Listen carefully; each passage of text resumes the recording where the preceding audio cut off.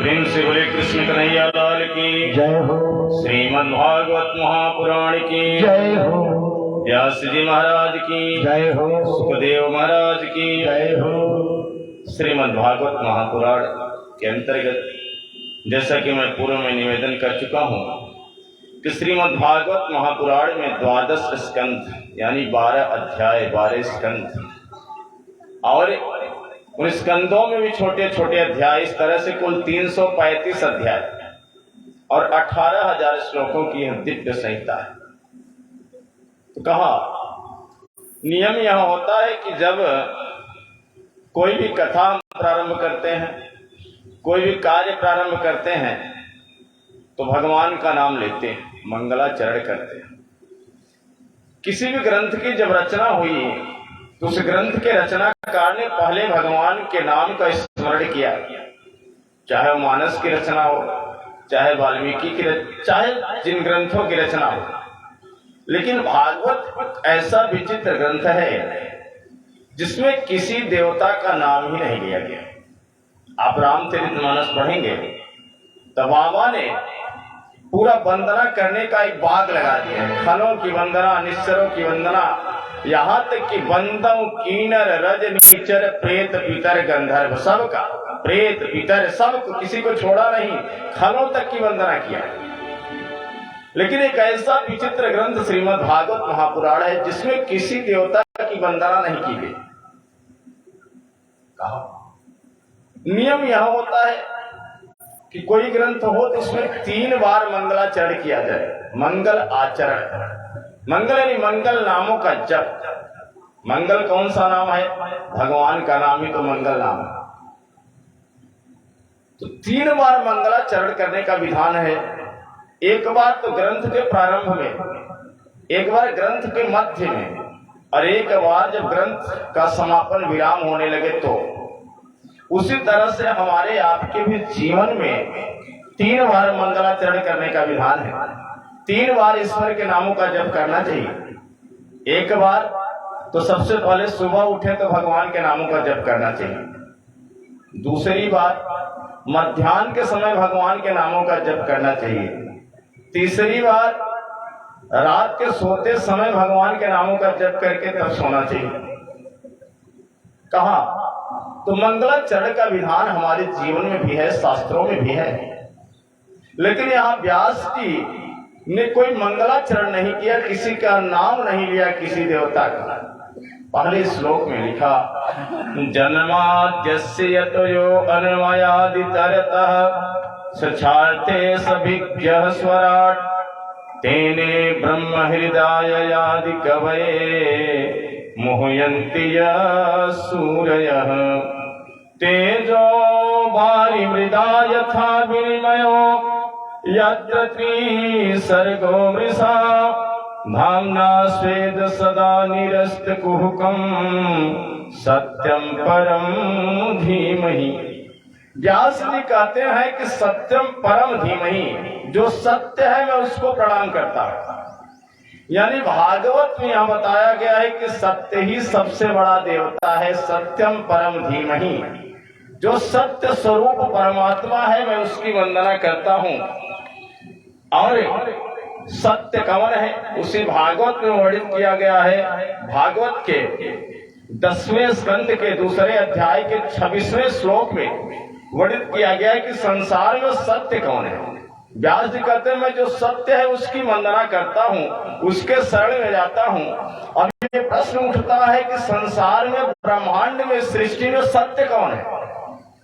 उसी भागवत में लिखा गया सत्यव्रतम सत्य परम त्रिसत्यम सत्यस्य योनिं निहितं च सत्ये सत्यस्य सत्यमृत सत्य नेत्रम सत्यात्मिकं त्वं शरणं प्रपन्न। कहा भगवान ही त्रिकालावादित सत्य है। यह सृष्टि जब नहीं थी फिर भी भगवान थे, यह सृष्टि जब है फिर भी भगवान है, और यह सृष्टि जब नहीं रहेगी, प्रलय हो जाएगा, फिर भी भगवान रहेंगे। तीनों कालों में वो सत्य है, सत्य का कोई अभाव नहीं है, असत्य का कोई अस्तित्व नहीं है। जो असत्य है, जैसे यह देह है, यह शरीर असत्य है। जिस आत्मा ने कितना शरीर धारण किया है, आज मानव के रूप में, इसके पहले कितना शरीर धारण किया है, लेकिन इसके अंदर जो आत्मा है वो सत्य है। तो ये शरीर जब नहीं थी तब भी आत्मा हमारी आपकी थी किसी शरीर में। ये शरीर जब है फिर भी आत्मा है, और ये शरीर नहीं रहेगी फिर भी आत्मा रहेगी। शरीर को जलाया जाता है लेकिन आत्मा थोड़ी नहीं जलती। नैनम छिदन्ति शास्त्राणि नैनम दहति पावकः। इस आत्मा को तो न शास्त्र से काटा जा सकता है, न अग्नि से जलाया जा सकता है।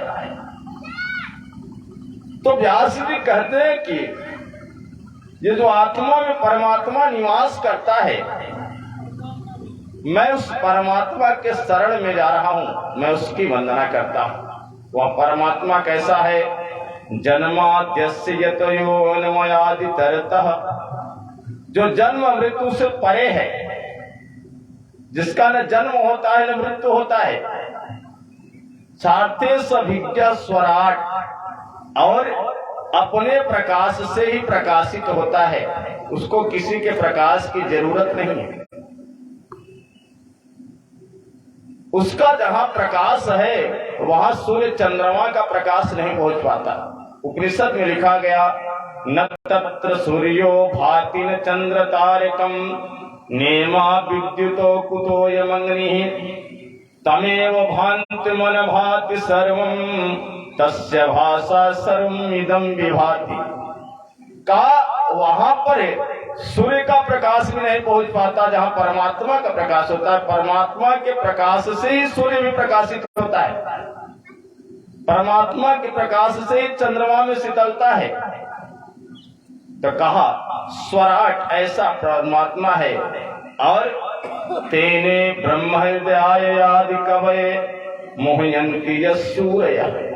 कहा उसकी लीला को देखकर सामान्य लोग मोहित हो जाए, न समझ पाए, इसमें कोई आश्चर्य नहीं है।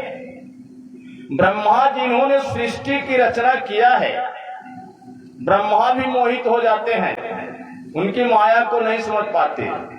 सामान्य जीव उनको माया को न समझ पाए, इसमें कोई आश्चर्य नहीं है। ब्रह्मा जो सृष्टि की रचना करते हैं उनकी माया को नहीं समझ पाते। कहा एक बार ब्रह्मा जी ने जब देखा गोविंद लीला कर रहे हैं, कैसी लीला है, का वृंदावन में देख रहे कि गोविंद जूठे मूठे चीजों को लेके खाते हैं, ग्वाल वालों के साथ बैठकर जूठा अचार जूठी रोटियां छीन छीन के खा रहे हैं। ओहो, ब्रह्मा जी को लगा कि ये नारायण है, अखिल ब्रह्मांड के नायक। इस तरह का इनका करनी करता भाई, ये नारायण नहीं हो सकते, इसलिए भ्रम हो गया। तो जो भी वहां पे बछड़े थे सब बछड़ों को गायब कर दिया एक साथ, ग्वाल वालों को भी अदृश्य कर दिया, गायब कर दिया। ब्रह्मा जी को लगा कि सृष्टि का निर्माण तो मैं करता हूं, अब परीक्षा हो जाएगी कि ये नारायण है कि नहीं। देखो, मैं निवेदन करूं, भक्ति को प्राप्त करने का 3 तरीका है। एक तो है समीक्षा, एक है प्रतीक्षा और एक है परीक्षा। समीक्षा क्या होता है? मैं भगवान का भक्ति करूंगा, लेकिन अगर ये हो जाए, भगवान कृपा कर देते, हमारा भी घर बन जाता महाराज, तो हम भी भागवत सुनते। अब आप 1 लाख लगा के भागवत सुनेंगे, भगवान 10 लाख की व्यवस्था करता है। ये क्या है? समीक्षा है। हे हनुमान जी, आपको 1.25 पाव लड्डू चढ़ाएंगे अगर हमारे लड़के की नौकरी लग जाए। ये क्या है? समीक्षा है। हम आपकी व्यवस्था करेंगे, पूजा करेंगे, लेकिन आप हमारी व्यवस्था पहले करेंगे, शर्त। दूसरी भक्ति क्या है? प्रतीक्षा, जिसमें साधक भगवान की भक्ति करता रहता है लेकिन कुछ मांगता नहीं है, क्योंकि उसे पता है कि मांगा उससे जाता है जिसे ये न पता हो कि हमें क्या चाहिए। जैसे अगर सही गार्जियन हम आप अपने बच्चे के हैं तो पिता को ये पता है कि बच्चे को कब बिस्कुट चाहिए, कब अच्छा कपड़ा चाहिए, कब स्कूल जाना है, वो सारी व्यवस्था करता है। तो जब हम आप अपने बच्चे की व्यवस्था करते हैं पिता होके, तो जो परम पिता है उसके हम आप बालक हैं, तो सारी व्यवस्था तो हमारी कर ही रहा है, हम माने ना माने, वो तो अपने हिसाब से सब व्यवस्था कर रहा है। मां के गर्भ में है, जब लगा कि अब इनके दांत अभी नहीं है, कोमल है, दूध की व्यवस्था कर दिया मां के स्तनों में। इसके बाद लगा कि नहीं अब ये बालक बड़ा हो रहा है, अब इसको फल भी खाना है, अनाज भी खाना है, तो उन दांतों को दूर करके कठोर दांत दे दिए। जब वृद्धावस्था हो गई, लगा कि मानेंगे नहीं, चीजों को खाते रहेंगे, उनकी मंदाग्नि कम हो जाएगी, तो उन दांतों को वापस ले लेते हैं, किसी बहाने कम खाएं ताकि स्वस्थ रहे। तो प्रकृति तो अपने हिसाब से व्यवस्था कर रही है,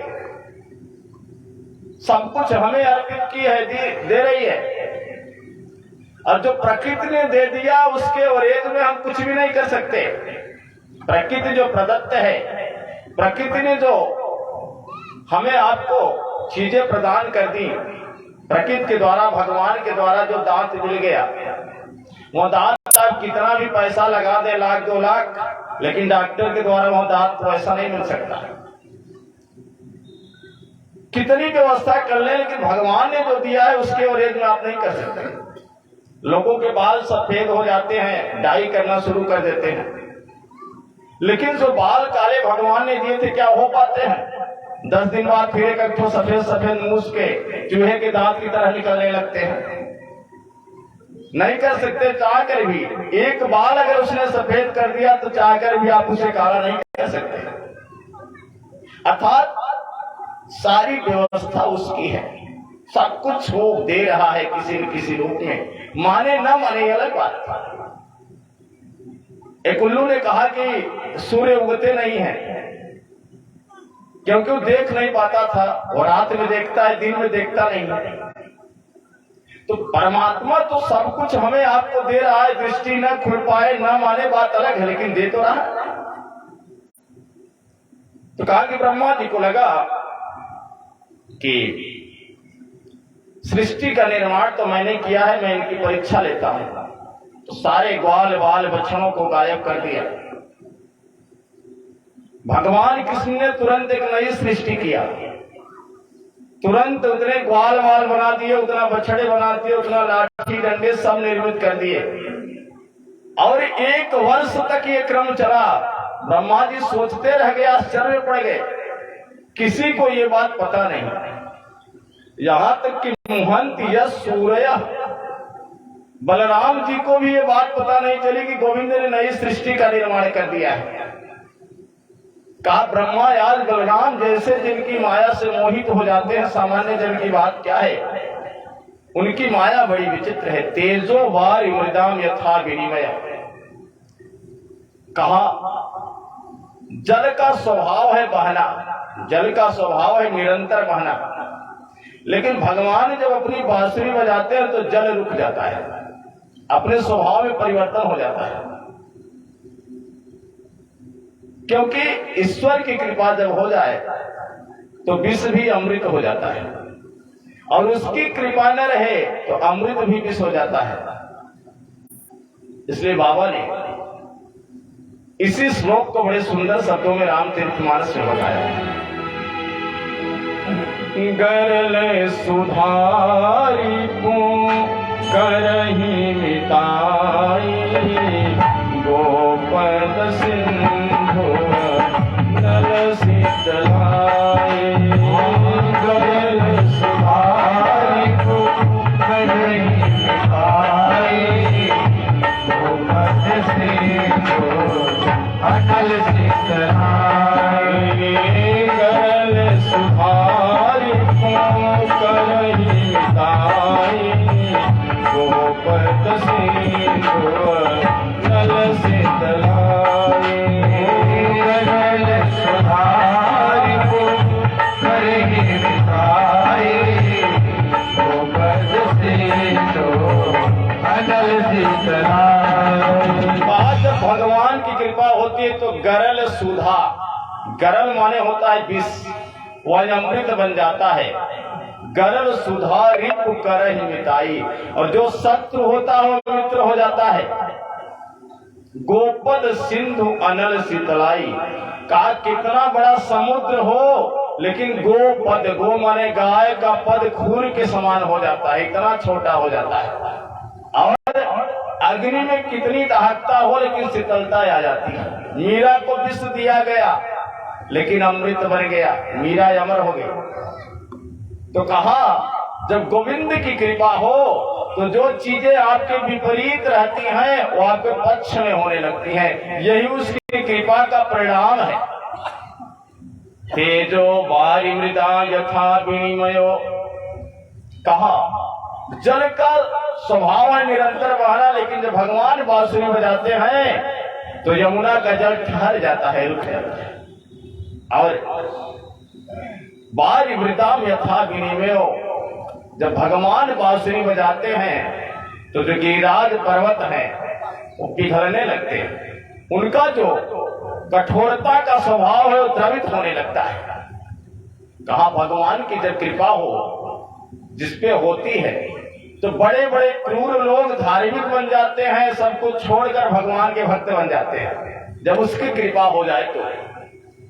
यत्र त्रिसर्गो मृषा, जो सतोगुण रजोगुण तमोगुण सभी गुणों से पार है, क्योंकि 3 गुण तक का वर्णन वेदों में है। त्रैगुण विषया वेदा नस्त्रय गुणो भवार्जुन, लेकिन उस गुण से पार परमात्मा का गुण है।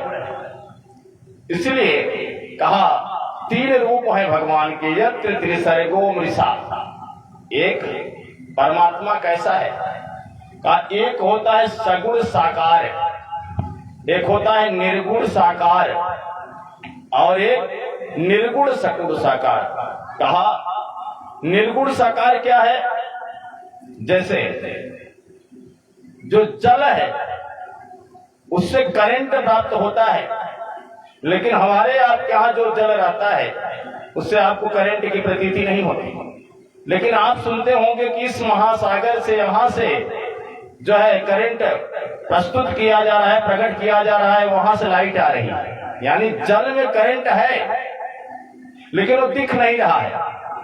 जल का भी कोई स्वरूप नहीं है, करंट का भी कोई स्वरूप नहीं है, लेकिन निर्गुण निराकार स्वरूप है। लेकिन वही करंट जब तार के रूप में आ जाता है तो तार का तो एक रूप हो गया, सगुण रूप हो गया, लेकिन करंट का कोई रूप नहीं है। तो जो करंट, जो बिजली का प्रवाह तार में है, तार का तो एक रूप है, दिख रहा है, लेकिन जो प्रवाह है बिजली का उस तार में, उसका कोई रूप नहीं है। तो कहा ये निर्गुण साकार है, दूसरा रूप। तीसरा रूप, वही करंट जब बल्ब के रूप में बन के प्रकाश देता है तो बल्ब का भी एक रूप हो गया, प्रकाश का, दोनों दिखाई देने लगे।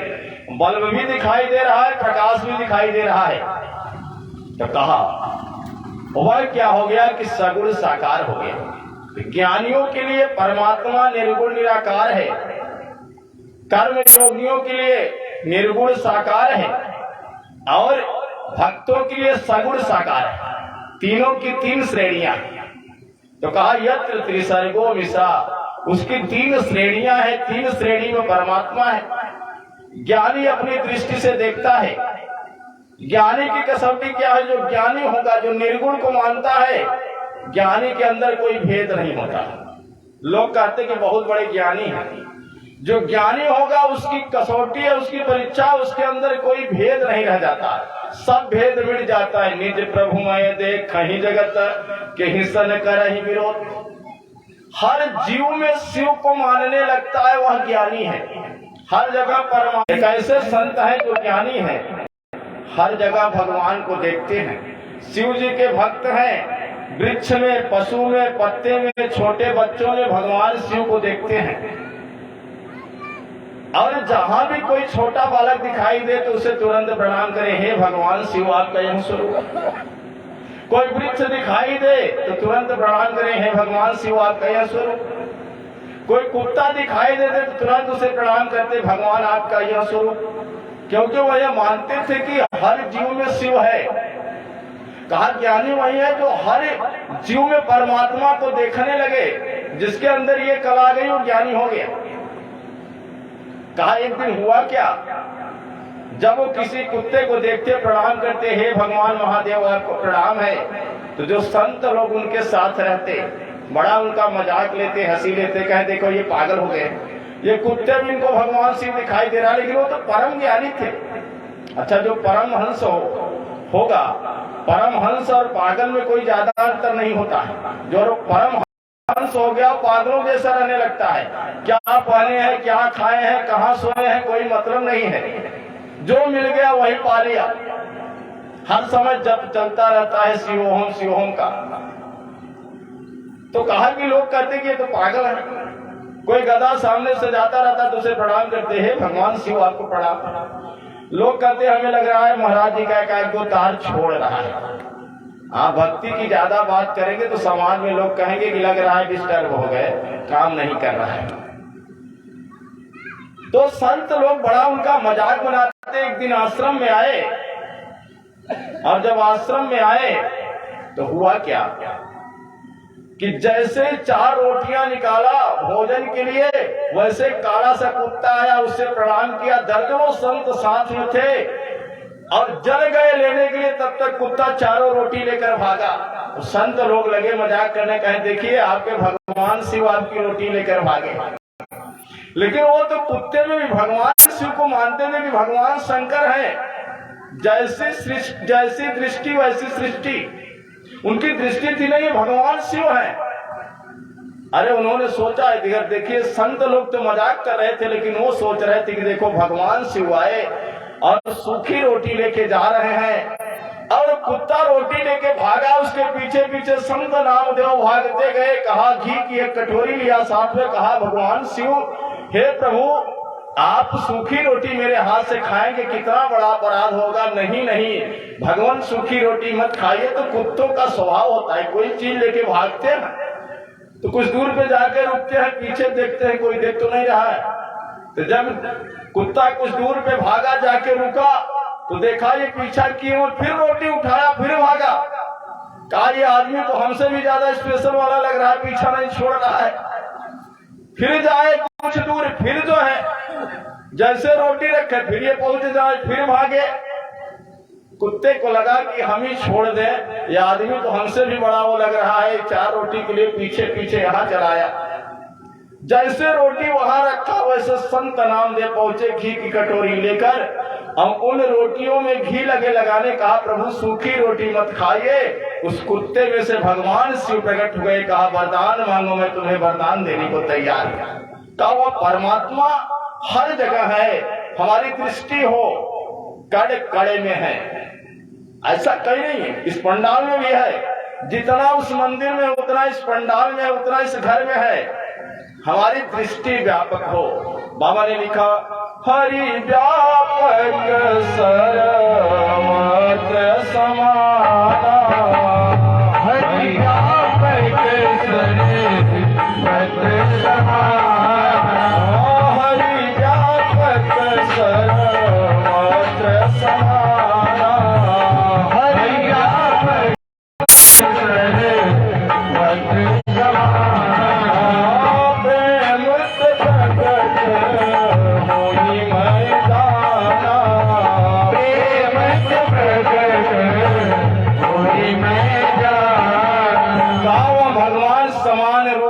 सब जगह व्याप्त है, प्रेम के प्रकट होई में जाना। प्रेम जहाँ आपने कर दिया, उसी कण से शंकर प्रकट हो जाएंगे।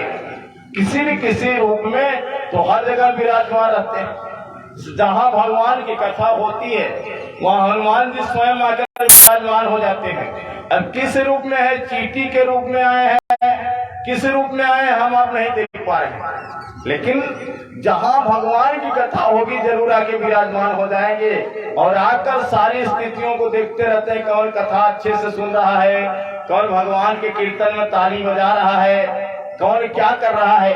श्रोताओं को सुनते हैं, वैसा फल कथा सुनने का जो फल मिलता है उसे देने का अधिकार हनुमान जी को है, क्योंकि वो साक्षी रहते हैं। कहा इसलिए हर व्यापक सर्वत्र समाना, समान रूप से वो व्याप्त है हर जगह। प्रेम ते प्रकट होई मैं जाना, जहां आपके प्रेम का व्यक्तीकरण हुआ परमात्मा वहां से प्रकट हो जाता है। क्योंकि साधक की हमारी आपकी आस्था ही कृपा बन के बरसती है। हमारी जितनी आस्था रहेगी, हम किसी मंदिर में गए, हमारी जितनी आस्था है वो कृपा बन के बरसेगी हमारे जीवन में। हम भागवत पुराण गए सुनने के लिए, हमारी जितनी आस्था से हम सुन रहे हैं कथा को, वो हमारी आस्था ही कृपा बन के हमारे जीवन में बरसेगी, कुछ अलग नहीं है। जैसे समुद्र का जल ही बारिश बन के बरसता है, वैसे जो हमारी आस्था गुरु में, ब्राह्मण में, भागवत कथा में रहेगी, वो हमारी आस्था ही कृपा बन जाती है, डाइवर्ट हो जाती है, कुछ अलग नहीं होता। इसलिए बड़ा महत्व है आस्था का। तो कहा कि जो ज्ञानी, मैं निवेदन कर रहा था कि ज्ञानी की कसौटी क्या है, ज्ञानी के अंदर भेद नहीं होता, भेद मिट जाता है। जो सब में प्रभु को देखने लगेगा उसका किसी से बैर नहीं रह जाएगा। क्यों? सब में प्रभु है तो किसी से बैर करने का मतलब प्रभु से बैर करना। निज प्रभु मैं देख ही जगत के ही सन करहि विरोध। सब में प्रभु को जब देख लिया, मानस का भी तो यही सूत्र है, सिय राम मैं सब जग जाने। गोस्वामी ने कहा सिय राम में पूरा संसार है, इसलिए सबको प्रणाम करता हूँ, करऊं प्रणाम जोर जुग पानी। तो ज्ञानी की ये दृष्टि है कि उसके अंदर से भेद मिट जाता है, वह ज्ञानी है। कहा भक्त की दृष्टि क्या है? कहा भक्त की दृष्टि यह है कि उसके अंदर कोई कामना नहीं होती, कर्म करता रहता है, सेवा करता रहता है, भगवान की पूजा करता रहता है, लेकिन उसके अंदर कोई कामना नहीं रह जाती कि हम आपकी पूजा करें प्रभु, इसके बदले में आप ये मुझे नहीं। वो अपना कर्तव्य समझ के करता रहता है। कहा यह भक्त की कसौटी है। कहा जो कर्मनिष्ठ है उनकी कसौटी क्या है? कहा उनको किसी चीज की भगवान से अपेक्षा नहीं रहती। प्रभु जो दे दिया वो ठीक है, जो नहीं दिया वो भी ठीक है, कर्म करते जाते हैं। तो कहा कि जब तृति सर्गो मिसा, इसलिए भगवान तीन स्वरूप है और तीन तरह के भक्त हैं। ज्ञानी, कर्म वाले भक्त, तीन श्रेणियां हैं। अब देखिए भागवत कह रही है कि आप अगर ज्ञानी बनना चाहते हो तो निर्गुण ब्रह्म की उपासना करो, चुन लो।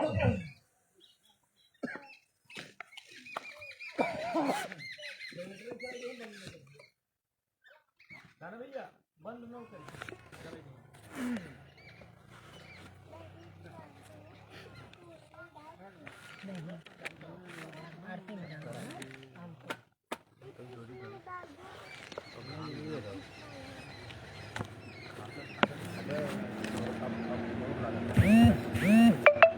तीन श्रेणियां हैं भक्ति की। अगर आप ज्ञानी बनना चाहते हैं तो निर्गुण ब्रह्म की उपासना करिए। अगर आप कर्मयोगी बनना चाहते हैं तो जो निर्गुण सगुण के रूप में परमात्मा है उसकी उपासना करिए। अगर आप भक्त बनना चाहते हैं तो भगवान के किसी सगुण स्वरूप की उपासना करिए। तीनों का क्रम अलग अलग है और गृहस्थ वाला भगवान का भक्त ही बन सकता है। उसके लिए कर्मनिष्ठ होना कठिन है, क्योंकि गृह कारण नाना जंजाला। ज्ञानी के दृष्टि में तो सुबह ब्रह्म मुहूर्त में उठ जाना है। अब पता लगा आप गृहस्थ वाले हैं, सुबह उठ तो गए लेकिन स्नान समय से नहीं हो पाया, सूर्य को अर्घ नहीं दे पाए, गायों की भी सेवा करना है, गृहस्थी का काम करना है। भक्ति में कोई टाइम टेबल नहीं है। एवरी टाइम भगवान के नाम का जप करते रहिए, लेकिन केवल एक ही टाइम टेबल है। कहा जो भी साधना, जो भी पूजन करें, जो भी भजन करें, किसी सदगुरु के निर्देश में करें, किसी संत के निर्देश में करें। गृहस्थ वाले को अपने मन से कुछ करने का अधिकार नहीं है। कहा किसी संत के या किसी सदगुरु के शरण में रहकर ही करेंगे। किसी ने सुंदर कहा, संतन के संग लाग रे तेरी अच्छी बनेगी, संतन के संग लाग रे तेरी अच्छी बनेगी, संतन के संग लाग रे तेरी अच्छी बनेगी, संग लाग रे तेरी अच्छी बनेगी, अच्छी बनेगी तेरी बिगड़ी सनेगी, अच्छी बनेगी तेरी बिगड़ी बनेगी, अच्छी बनेगी तेरी बिगड़ी सनेगी, अच्छी बनेगी तेरी किस्मत जगेगी, जाग सके तो जाग रे तेरी अच्छी बनेगी, संतन के संग लाग रे तेरी अच्छी बनेगी। ताली बजाते हुए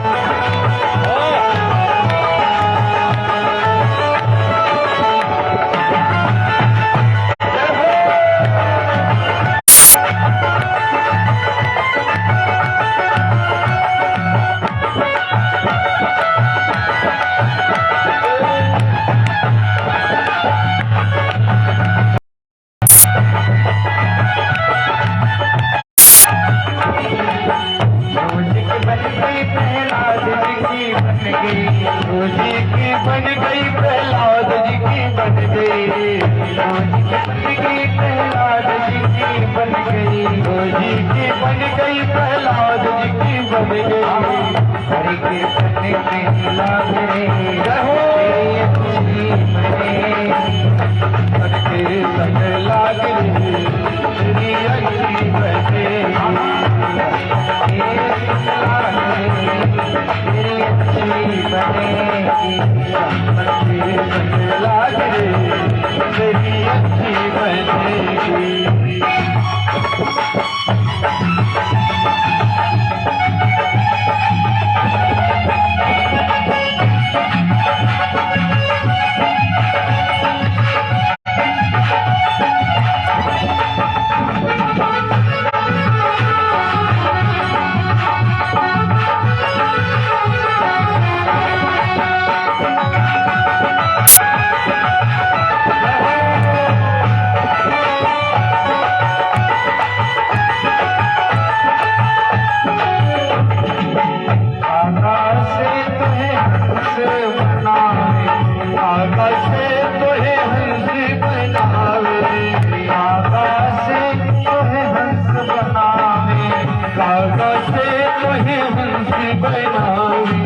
हंस बनावे हंस बनावे, हंस बनावे हंस बनावे, जय दिल के नागरे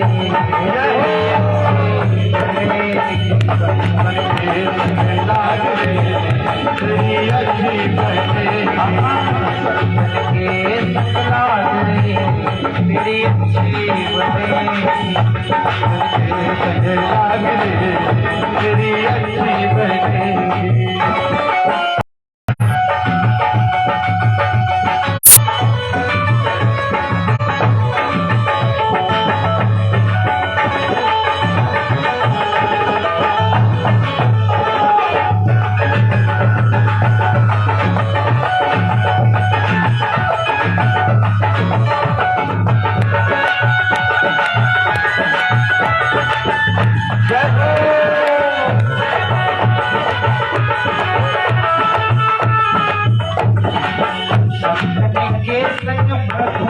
बढ़ेगी, संतन के संग भक्ति बढ़ेगी, संतन के संग भक्ति बढ़ेगी, संतन के संग भक्ति बढ़ेगी, भक्ति बढ़ेगी तेरी भक्ति बढ़ेगी, भक्ति बढ़ेगी तेरी भक्ति बढ़ेगी, राम चरण अनुराग तेरी अच्छी बनेगी, लाज रे राज तेरी अच्छी बनेगी, तेरी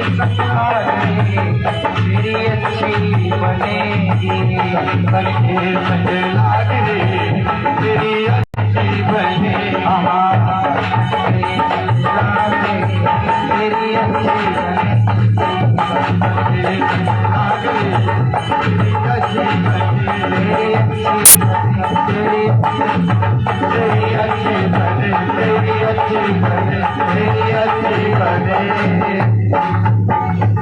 प्रेम से बोलिए बाल कृष्ण लाल की जय हो। श्रीमद् भागवत महापुराण की जय हो। का गृहस्थ में रहकर तो संतों की कृपा आवश्यक है, गुरुओं की कृपा आवश्यक है। कहा भागवत के द्वितीय श्लोक में वर्णन करते हैं ये भागवत कैसा है। व्यास जी ने वर्णित किया, धर्म प्रोच्छित कैत्रोत्र परमो निर्मत्सराणाम सताम वेद्यम वास्तवमस्त्र वस्तु शिवदम तापत्रयोन्मूलनम श्रीमद्भागवते महामुनि कृते किमवा परैरीश्वर सद्यो हितवरुद्धते कृतभि सुशुभिस्त तत्क्षणात्। कहा कितनी सुंदर बात द्वितीय श्लोक में बताया। कहा ये जो भागवत का धर्म है, जो भागवत की कथा है, ये करती क्या है? अगर सुना जाए, इसको जीवन में उतारा जाए तो धर्म प्रोचित कैत्रोत्र परमो। कैत्रोत्र माने होता है कपट। कहा इस भागवत की जो कथा है ये आपको कपट से दूर रखती है। भगवान भी कहते मोहि कपट छल छिद्र न भावा। तो ये कपट से दूर रखती है, और जब कपट आपके हृदय से दूर होगा तो क्या होगा? निर्मत्सराणाम सताम। मत्सर, मत्सर क्या है? भागवत में आया मत्सर। मत्सर और मच्छर में ज्यादा अंतर नहीं है। मच्छर क्या है? मच्छर बाहर से काटता है ना, जब काटता है तो बड़ी दिक्कत होती है। और मत्सर माने ईर्ष्या, ईर्ष्या अंदर से काटती है। का भक्ति में बाधक कौन है? हमारे आपके अंदर जो ईर्ष्या है। किसी का सुंदर मकान बन गया, उसे देखकर अंदर से ईर्ष्या होने लगी। अरे ये तो बहुत पीछे था, इसके पास झोपड़ी थी और इसका इतना बढ़िया मकान बन गया। नहीं नहीं, किसी के लड़के की नौकरी लग गई तो ईर्ष्या हो गई लोगों को। और दुश्मन ढूंढना नहीं है, आपके दुश्मन 10 हो जाएंगे। किसी के पास अच्छी जमीन हो गई तो ईर्ष्या हो गई। यानी और सरल भाषा में समझाए, आदमी अपने दुख से दुखी नहीं है, दूसरे के सुख से दुखी हो गया है। वो सुखी क्यों है? पड़ोस वाला, ये दुख है। अच्छा, ये दुख केवल गृहस्थ तक व्याप्त नहीं है। मैं निवेदन करूं, यह दुख बड़े बड़े आश्रमों, बड़े बड़े महंतों के साथ है। वो महामंडलेश्वर क्यों बन गए? अब देखिए 2 ग्रुप चलने लगा। उनकी कथा वहां क्यों हो रही, मेरी क्यों नहीं हो रही है? अब देखिए 2 ग्रुप हो गया। हर जगह ये मत्सर ने अपना असर डाल रखा है, एक जगह नहीं है, हर जगह। ऐसा नहीं केवल गृहस्थ में है, हर पंथ में, हर जगह व्याप्त है। कहा भागवत कथा निर्मत्सराणाम सता। ये जो आपके अंदर ईर्ष्या है, जो मत्सर है, इसको दूर करती है। जब अंदर से ईर्ष्या चली गई, देखिए 2 तरह के लोग हैं। एक तो अगर किसी का विकास हो गया तो कहते बड़ी अच्छी बात है, भगवान की कृपा है, जैसे उनका विकास हुआ वैसे सबका हुआ। लेकिन ये क्या है कि उसका क्यों हो गया, मेरा नहीं हुआ। ऐसा कुछ करिए कि मेरा हो जाए, उसका कम हो जाए। कहा प्रवृत्ति यह रखनी चाहिए कि भगवान सबका भला करे। क्योंकि यह बात एकदम नोट कर लीजिए, आयु वित्तम कर्मम च विद्या निधन में। ये जन्म के पूर्व में लिख दिया जाता है। आपकी आयु कितनी होगी, जन्म के पूर्व में लिख दिया गया। आपका जन्म नहीं हुआ और आपकी आयु कितनी होगी लिख दी गई। मत परेशान होइए तनिक भी, 1 सेकंड 1 सांस ज्यादा नहीं ले सकते। आयु वित्तम, धन जीवन में कितना रहेगा यह भी निर्धारित है। विद्या, कितना ज्ञान रहेगा यह भी निर्धारित है। निधन मृत्यु कब होगी यह भी निर्धारित है, कर्म क्या करेंगे जीवन में यह भी निर्धारित है। तो जब पूर्व जन्म से निर्धारित है तो फिर इतना परेशान क्या होना। जिसके अंश का जो है चल रहा है, हो रहा है, होने दो। भगवान से प्रार्थना करो कि जैसे कृपा इन पे किया है वैसे सब पे करो। तो कहा निर्मत्सराणाम सताम, मत्सर अंदर से निकल जाता है। भागवत कथा का यह प्रभाव है कि हमारे जीवन से जो ईर्ष्या है, हमारे हृदय से जो ईर्ष्या है दूर हो जाती है। तो ईर्ष्या दूर होने के बाद क्या मिलता है? काव्यज्ञम वास्तव मात्र वस्तु शिवदम तापत्रय मूलनम। शिवदम माने फिर जीवन का कल्याण होने लगता है। देखिए मैं निवेदन करूं और सरल भाषा में, आपके मन में केवल परहित करने की भावना आ जाए, करे ना आप किसी का, आपके मन में केवल ये भावना आ जाए, कभी चेक करके देखिए कि हम भगवान ऐसा कुछ हो कि हमसे किसी का भला हो जाए। केवल मन में सोचिए, करिए मत, केवल सोचिए। सोचने का भी जीवन में प्रभाव है। जो आप सोचते हैं उसका भी जीवन में असर है। As you think as you are, जैसा आप सोचते हैं वैसा ही जीवन में होता है। अच्छा सोचेंगे तो जीवन में अच्छा होगा। तो अगर आपके मन में परहित की भावना केवल आ गई तो भी आपका कोई काम नहीं रुकेगा, सब होता चला जाएगा। क्योंकि आप परहित के लिए सोच रहे हैं। संसार का हित जो सोचता है भगवान उसका हित करते हैं, क्योंकि संसार भगवान का ही है। ये संसार भगवान का बगीचा है और इस बगीचे को जो सजाता है, दो तरह के लोग हैं। एक तो बगीचे को सजाते, एक बगीचे को गंदा कर देते हैं। कुछ लोग हैं बगीचे पहुंचते हैं, वहां थूक देते हैं। थूकना यानी बगीचे को गंदा करना। तो ये जो संसार है भगवान का बगीचा है। इसमें अगर आप किसी की निंदा कर रहे हो, किसी का नुकसान कर रहे हो, तो मानो बगीचे में भगवान के थूक रहे हो। भगवान देख रहा है कि हमारे बगीचे में थूक रहा है। और अगर आप किसी का अच्छा कर रहे हो, निंदा नहीं कर रहे हो, भला कर रहे हो, तो भगवान देख रहे हैं कि हमारे बगीचे को सजा रहा है। तो जो भगवान के बगीचे को सजाता है उसे फूल की कहाँ कमी रहती है, उसे फल की कहाँ कमी रहती है। यही तो फल है, अर्थ धर्म काम मोक्ष सब भगवान दे देता है। ये एक सूत्र है, बड़ी गहनता से समझना पड़ेगा। ये बात जिसके समझ में आ गई उसने भागवत सुन लिया। जो भी आप कर रहे हो उसका संबंध परमात्मा से है, वो देख रहा है। हम आप शादियों विवाह में जाते हैं तो ये सोचते हैं कि ऐसे रहे कि कोई खराब दृश्य ना आ जाए, वीडियो रिकॉर्डिंग चल रही है। लेकिन हम आप कभी ये नहीं सोचते कि जो हम आप कर रहे हैं इसकी भी वीडियो रिकॉर्डिंग वहां हो रही है। सूर्य चंद्रमा रिकॉर्ड कर रहे हैं हमारे सारे कर्मों को। कभी आप रास्ते से जाते रहते अचानक गिर पड़ते हैं। बारिश के दिनों में अनुभव होगा सबका, सब भी एक बार गिरे पड़े होंगे। तो ये अनुभव होगा, जब गिर पड़ते हैं तो उठकर सबसे पहले देखते हैं किसी ने देखा तो नहीं आसपास। लेकिन आप ये नहीं सोचते कि जिसने आपको गिराया उसने देख के गिराया है।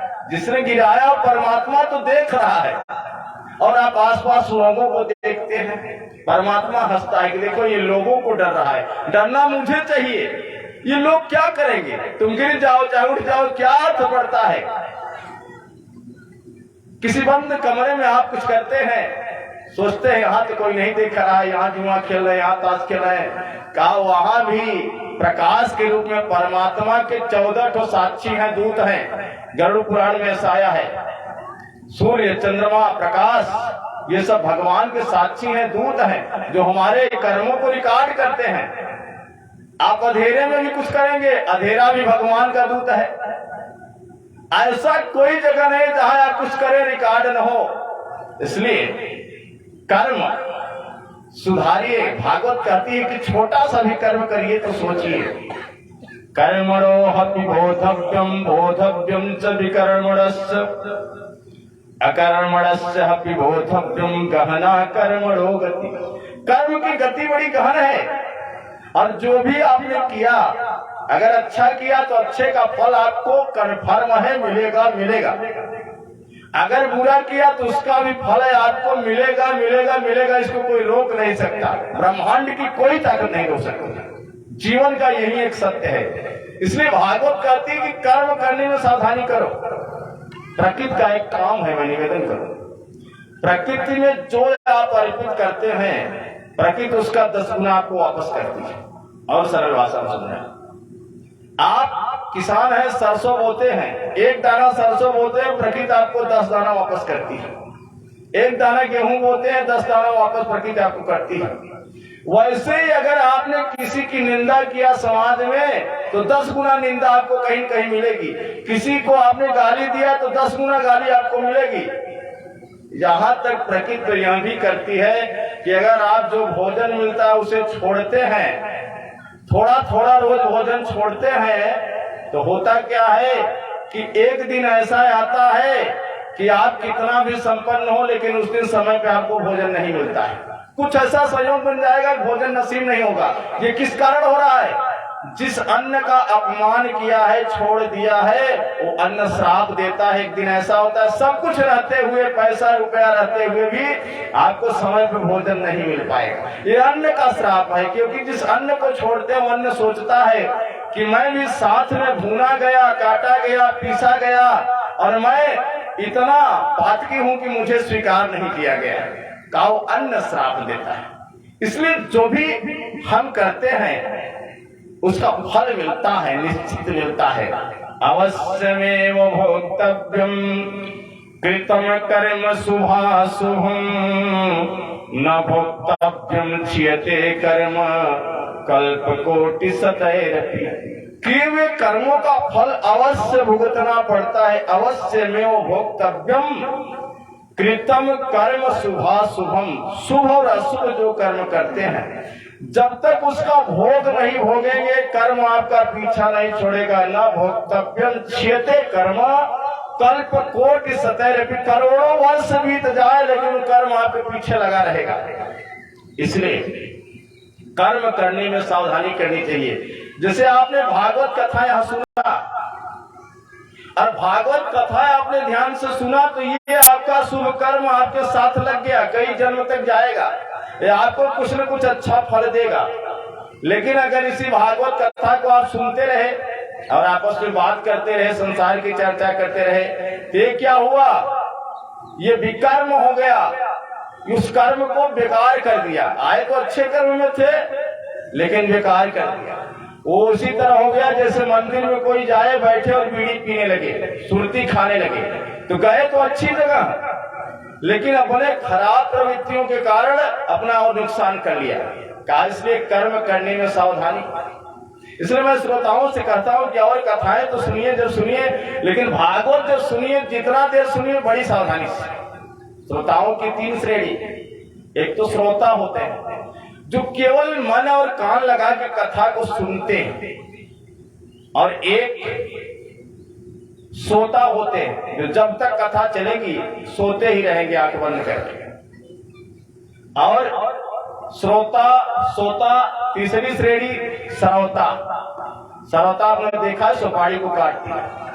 तो जब तक कथा में बैठे रहेंगे बगल वाले के कान में कुछ बोलेंगे। आप बताए थे ना कि महाराज इसके आगे यही कहेंगे, माने अपना भी नहीं सुनेंगे, बगल वाले को भी डिस्टर्ब करेंगे। जैसे सरवता सुपारी को काटता है, डिस्टर्ब करता है। तो कहा श्रोता, सोता, सरवता, ये 3 श्रेणियां।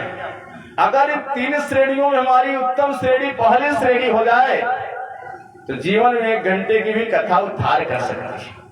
1 घंटे की कथा पर्याप्त हो सकती है। कहा इसलिए कहा कि वेद्यम वास्तव मस्त्र वस्तु शिवदम ताप त्रयोन मूलनम। जब मन से निर्मत्सर जाएगा, ईर्ष्या चली जाएगी तो कल्याण होना शुरू हो जाएगा। ताप त्रयोन मूलनम, जो तीनों तरह का ताप है, दैहिक, दैविक, भौतिक, वो नष्ट हो जाएगा। जीवन से सारे दुख खत्म हो जाएंगे।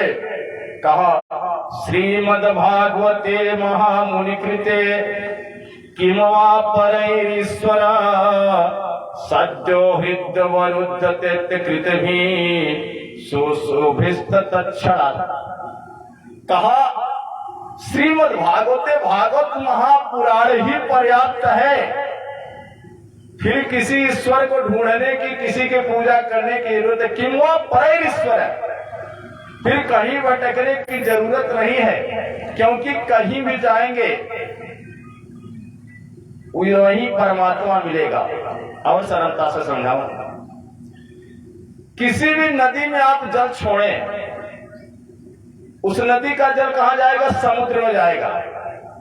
वैसे किसी देवता की पूजा करें, सर्वदेव नमस्कार केशवम प्रति गच्छति, भगवान कृष्ण को ही प्रणाम कर रहे हैं, भगवान राम को ही प्रणाम कर रहे हैं। कहा कैसे? भागवत के 10वें स्कंद के 37वें अध्याय के 14वें श्लोक में व्यास जी ने वर्णित किया है, जिसे नरकुटक छंद कहा जाता है।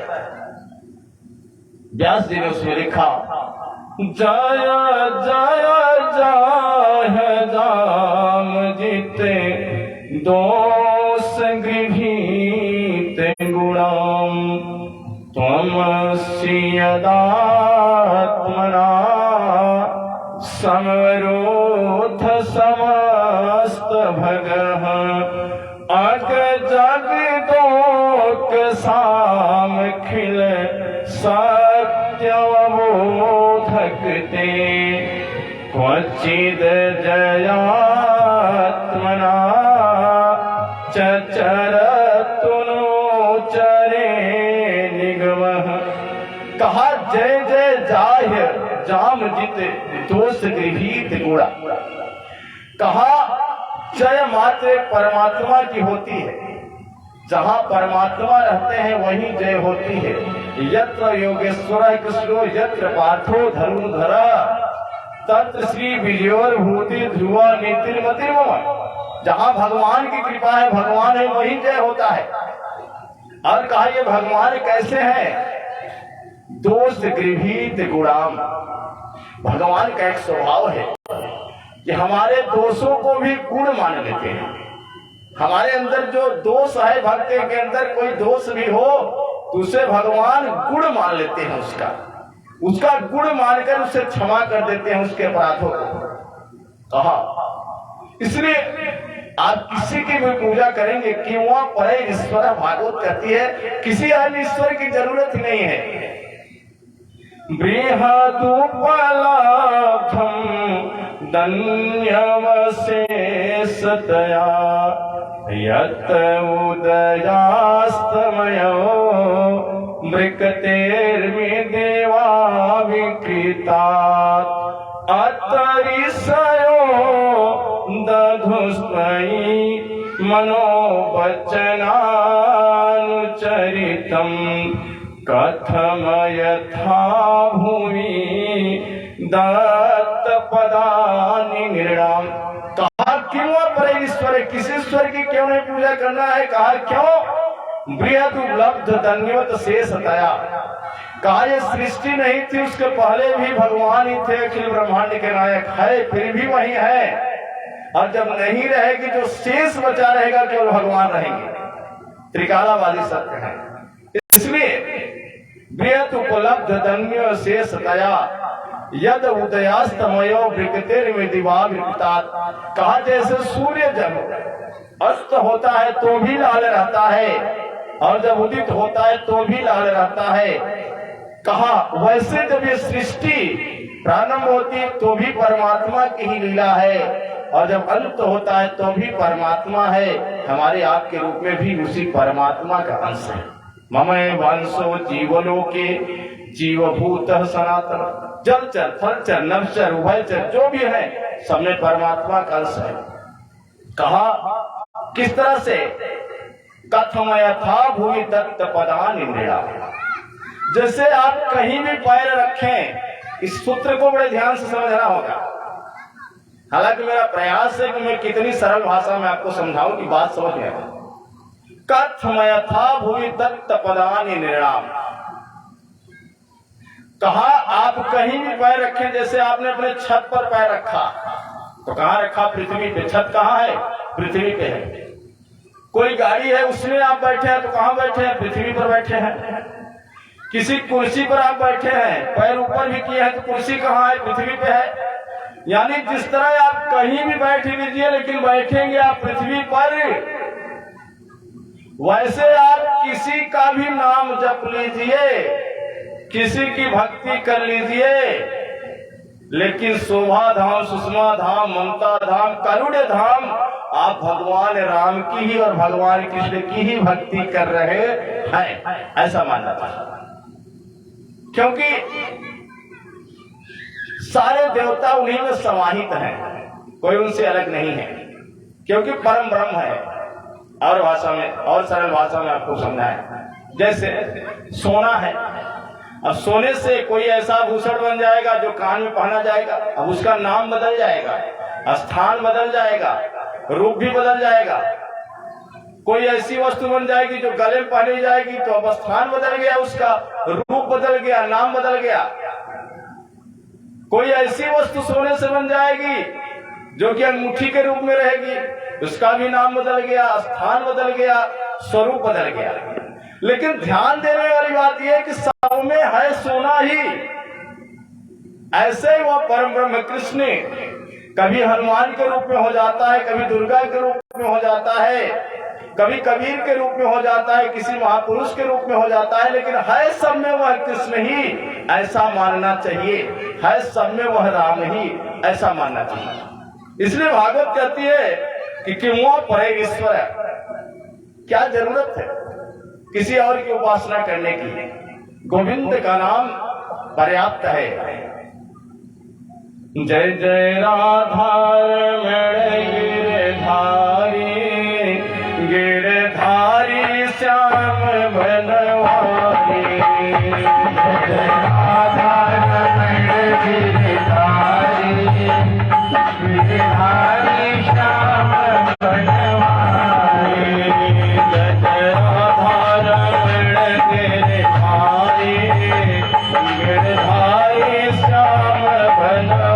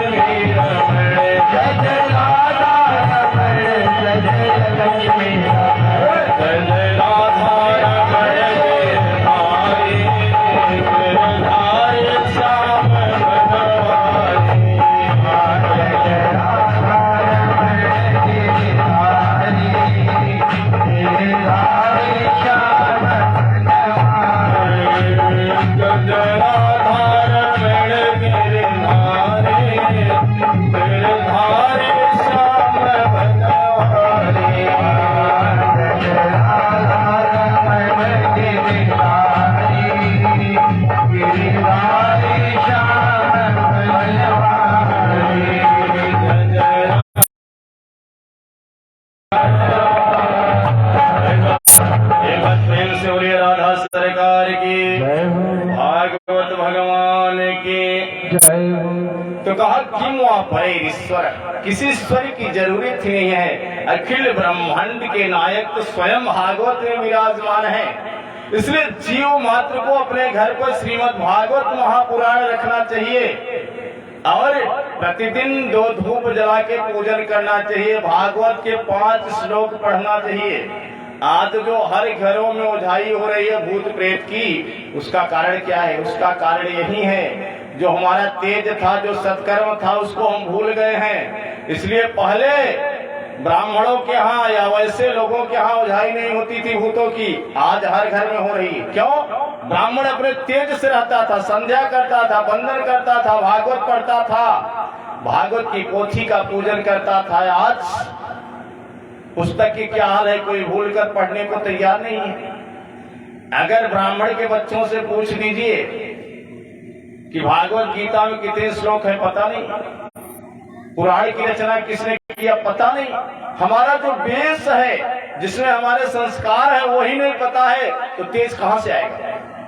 कहा आज जो पुस्तकें रखी हैं धर्म की, किसी के दादाजी पढ़ते थे, पुस्तकों का क्या हाल है? फेंक दी गई है घर में, उसमें जाला मकरे लग रहे हैं।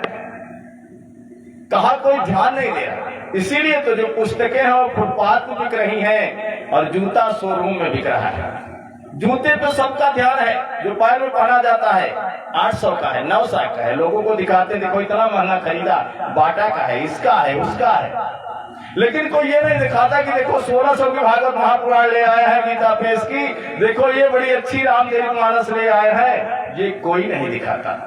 कहा इसी कारण संस्कार विकृत हो रहा है। जागना होगा, बच्चों को जगाना होगा। जब हम अनुकरण करेंगे तो हमारे बच्चे उसका अनुकरण करेंगे। बच्चों को सत्संग में ले जाने की जरूरत। लोग कहते हैं भागवत महापुराण तो वृद्धों के लिए है, दादाजी चले जाएं। नहीं, यहीं पे भूल हो रही है हमारे समाज में। बच्चों की जरूरत है भागवत महापुराण सत्संग का। अगर बच्चों को सत्संग मिलेगा तो उनमें संस्कार जागृत होगा। सबसे अधिक जरूरत तो उन्हें है इस चीज की। वो जानेंगे कैसे पूजा करना है, कैसे संस्कार से रहना है, कैसे बड़ों का आदर करना है। इसलिए जीव मात्र को सत्संग की जरूरत है।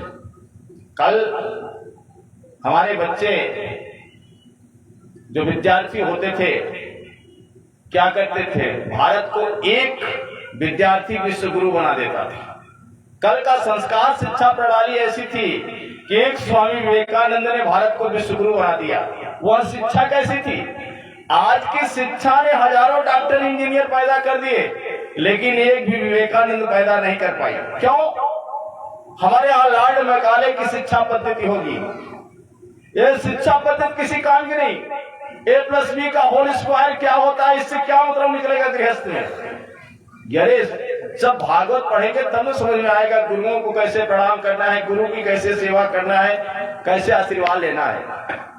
कहा इसलिए जो शिक्षा पद्धति है हमारे भारत की, उसमें परिवर्तन होने की जरूरत है। और वर्तमान में जो गुरुओं की प्रणाली थी, पुनः उसी प्रणाली की जरूरत है।